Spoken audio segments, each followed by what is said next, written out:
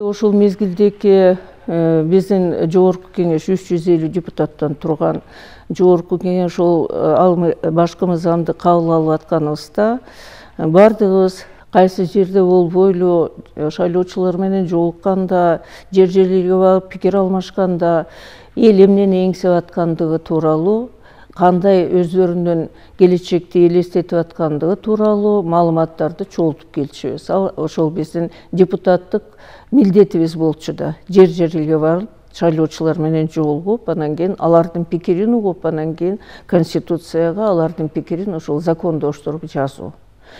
Мен болсо ал мезгилде туруктуу комиссиянын башчысы элем.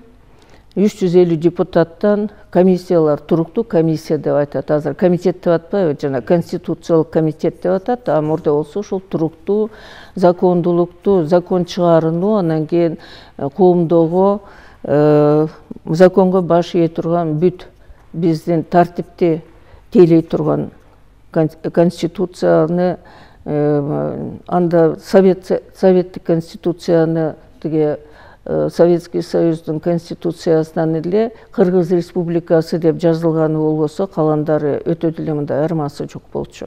Биз бул тегеректеги мурдагы Советтик Союздук республика, 15 республикалардын бардыгын алсак, прибалтикалык мамлекеттерден кийин эле Кыргызстан баш көтөрүп, жанагы славян азыркы Украина, Белоруссия, анан кийин Россия деп атпайбыз, ошолордун башчылары Беловежский пущага барып, анан кийин биз союздук составтан чыгабыз дегенден кийин биз калган 12 республика калды. Прибалтиканы алганда ошондо 9 республика калып атпайбы?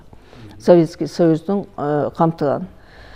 Анан биз да өзүбүздүн аракетибизди ыкчамдап, жанагы мезгилден катуу ылдам эркиндикке багыт алган, аракеттерине умтулган чоң мамлекеттердин таманында калбайлы деп аракет кылып, ыкчам чечимдерди кабыл алганга үлгөрүп калалы деп аракет кылганбыз.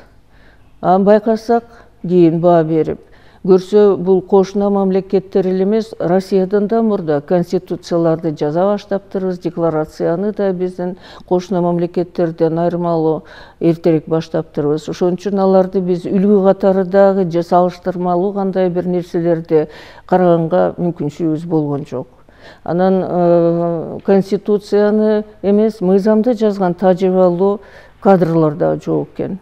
Анан ошол 350 депутаттын арасынан баягы өзүмдүн кесибиме байланыштуу, мамлекеттик курулушту тааныган башка юристтерден айырмалуу таанып, анан кийин аны түшүнгөн, ол жалгыз болуп калганыма мен ошол мезгилде айтып кетишим керек дагы. Бирок жана 350 депутат жер-жерлерден алып келген элдин пикирин, элдин каалоосун камтыган бүт маалыматтардын баарын топтоп, эми салыштырмалуу айтса, жанагы бир 2 курчундан кем эмес болуш керек. Кагаз жүзүндө жиберет да. Ошолордун баардыгын ирдеп, тактап, аларды кайсы тарапка багыт алышыбыз керек, аныктап, анан кийин ошол конституциянын туура жазылып, элдин каалоосун, биздин келечекти камсыздандырган, эч кандай эки жакка элеңдетпей. Анан кийин бүт дүйнөгө да даана билгизген биздин максатыбызды, анан кийин биздин аракетибизди.